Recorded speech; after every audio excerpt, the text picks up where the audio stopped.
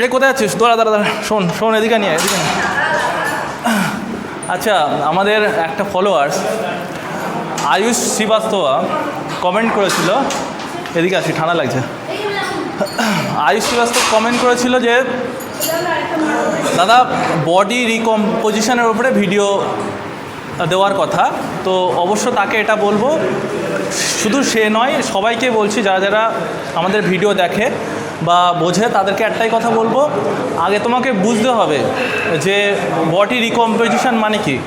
Body রিকম্পোজিশন মানে কিছুই নয়, বডিতে একই ওয়েট রেখে মাসেল গেন হবে, মাসেল গেন আর ফ্যাট লস হবে, কিন্তু বডির ওয়েট একই থাকবে। আমি যদি টি শার্ট পরে থাকি, আমার দেখতে সিমিলারলি লাগছে, আমার ওয়েট সেম থাকছে, কিন্তু আমি আস্তে আস্তে স্ট্রং হচ্ছি, মাসেল গেন হচ্ছে, আর আস্তে আস্তে আমার স্ট্রেংথ বাড়ছে। তো এটার উপায় কি? এটার প্রধান উপায় হলো, তোমাদেরকে একটা জিনিস বুঝতে হবে যে আমাকে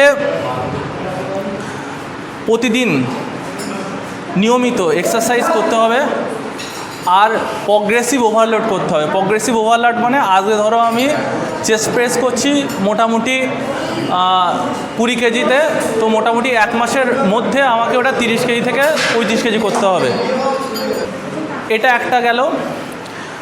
দ্বিতীয় নাম্বার হলো যে আমাকে পর্যাপ্ত পরিমাণে ঘুমাতে হবে। ডিপ্রেশনে থাকলে হবে না। ডিপ্রেশনে থাকলে তোমার বডিতে কর্টিজল হরমোনের পরিমাণ বেড়ে যাবে, যার কারণে তোমার লোয়ার বেলি ফ্যাট বা ফ্যাট ইনক্রিজ করতে সাহায্য করবে। আর স্লিপ সার্কেল 7 থেকে 8 ঘন্টা ঘুমাতে হবে।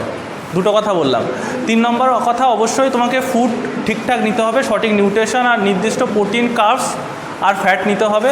জাঙ্ক ফুড অবশ্যই খাওয়া যাবে না, সুগার কন্ট্রোল করতে হবে।